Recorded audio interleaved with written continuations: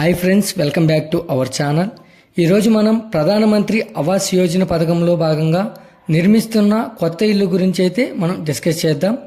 అయితే సొంత ఇంటి కలను సాకారం చేసుకోవాలనే వారికి కేంద్రం మరియు రాష్ట్ర ప్రభుత్వాలు అయితే ఒక మంచి శుభవార్తను అయితే చెప్పాయి. అయితే నిరుపేదలు ఇళ్ల నిర్మాణానికి అందిస్తున్న ఆర్థిక సహాయాన్ని భారీగా పెంచనున్నాయి.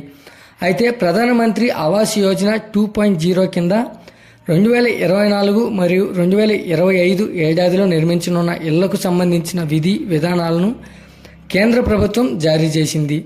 అయితే తాజాగా మార్గదర్శకాలను అనుసరించి అన్ని రాష్ట్ర ప్రభుత్వాలు తమ వాటా విధులను తప్పనిసరిగా కేటాయించాల్సిందేనని కేంద్రం అయితే మనకు స్పష్టం చేసింది.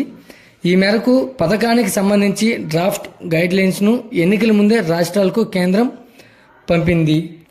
అయితే ఈ మేరకు కేంద్రం నిర్దేశించిన మార్గదర్శకాలు ప్రకారం ఈ పథకంలో అనేక మార్పులు చోటు చేసుకున్నాయి.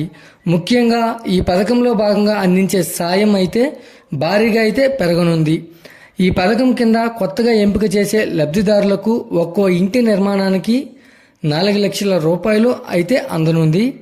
ఇందులో కేంద్రం తన వాటాగా 250 లక్షలు అందించనుంది. అయితే రాష్ట్ర ప్రభుత్వం వాటాగా ఖచ్చితంగా మరో 1.50 లక్షలు ఇవ్వాలని స్పష్టమైతే చేసింది. అయితే సాంకేతికను వినియోగించి రాష్ట్ర ప్రభుత్వం చేపట్టే నిర్మాణాలకు కేంద్రం అదనంగా మరికొంత సాయాన్ని అందించనుంది. కేంద్ర మంత్రివర్గం ఆమోదం తర్వాత దాదాపు ఇదే సాయం ఖరారయ్యే అవకాశం ఉన్నట్లు అధికారులు చెబుతున్నారు. అయితే ఈ గృహ నిర్మాణంపై సీఎం చంద్రబాబు నాయుడు సోమవారం నిర్వహించనున్న సమీక్షలో అధికారులతో ఇదే విషయాన్ని నివేదించే అవకాశం అయితే మనకు ఉంది. అయితే మనకు దేశవ్యాప్తంగా PMY 2.0 పథకం కింద ప్రధాని మోదీ 3 కోట్ల ఇళ్ల నిర్మాణాలు చేపట్టనున్నట్లు ఇటీవల ప్రకటించారు.